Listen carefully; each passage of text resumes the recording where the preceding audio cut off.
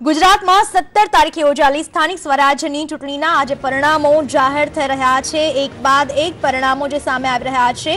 ઉત્તર ગુજરાતમાં ભાજપનો ભગવો લહેરાઈ ચૂક્યો છે। કુલ 75 નગરપાલિકાઓ માટે મતદાન યોજાયું હતું, જેમાં ભાજપનો ભગવો લહેરાયો છે। 43 નગરપાલિકાઓ પર ભાજપની જીત, જ્યારે કે 25 નગરપાલિકાઓમાં કોંગ્રેસની જીત। ત્યારે વિધાનસભાની ચૂંટણીના પરિણામની અસર સ્થાનિક સ્વરાજની ચૂંટણી ઉપર જોવા મળી નથી। વિધાનસભામાં પાતળી સરસાઈથી જીત મેળવનાર ભાજપ માટે સ્થાનિક સ્વરાજની ચૂંટણી જીતવી સરળ રહી છે। જો કે દેવભૂમિ દ્વારિકાની સલાયા નગરપાલિકાની જો વાત થઈ રહી છે તો નગરપાલિકામાં અત્યાર સુધી જે મોટા ભાગે બીજેપી જીતનો સ્વાદ ચાખતું આવ્યું છે। આ વખતે નિશંકપણે બીજેપીને જીતનો સ્વાદ ચાખવા મળ્યો છે, પરંતુ ગત વખત કરતા કોંગ્રેસને વધુ બેઠકો મળી છે એ વાત પણ અહીંયા એટલી જ સત્ય દેખાઈ રહી છે। અમુક બેઠકો એવી છે કે જે અત્યાર સુધી બીજેપીનો ગઢ ગણાતી હતી, છતાં કોંગ્રેસના ફાળે ગઈ છે, તો અમુક બેઠકો જે વર્ષોથી કોંગ્રેસ પાસે હતી તે પણ બીજેપી પાસે ગઈ છે। આ વખતે કંઈક અપસેટ સર્જાયો હોય તેવા દ્રશ્યો પણ ક્યાંક અલગ જગ્યાએ જોવા મળ્યા છે।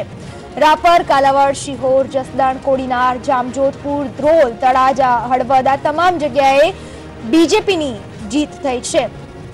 અલગ બેઠકોના જે પરિણામ સામે આવી રહ્યા છે તેની જો વાત કરવામાં આવે તો રાધનપુરમાં કોંગ્રેસની જીત થઈ છે। સોનગઢ, બિલીમોરા, વિજલપુર, ધરમપુર આ જગ્યાએ બીજેપીની જીત થઈ છે।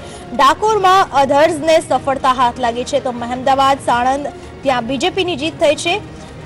ઓડ, બોરિયાવી આ તમામ જગ્યાએ કોંગ્રેસ જીત્યું છે, તો છોટાઉદેપુરમાં અધર્સની જીત થઈ છે।